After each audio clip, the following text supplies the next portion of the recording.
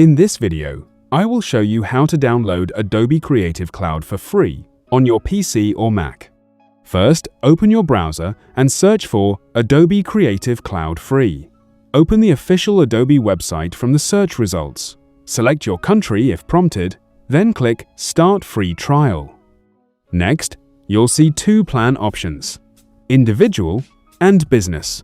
Choose the Individual plan if you're installing Creative Cloud for personal use on a single device, or select the Business plan if you need it for multiple users or devices. Click Continue to proceed. Now, enter your email address and click Continue. Then, fill in the required information, including your credit or debit card details. Adobe requires a valid payment method to activate the free trial, but you won't be charged until the trial period ends unless you cancel before the billing date. After that, click Agree and Subscribe. If prompted, create a password for your Adobe account. Now, download and install the Adobe Creative Cloud desktop app from Adobe's official website. Sign in using the same Adobe account you just created.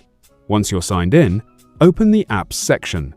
From there, you can browse and install any Adobe application included with your trial, such as Photoshop, Premiere Pro, Illustrator, After Effects, Acrobat Pro, and many more. If you found this video helpful, subscribe to our channel.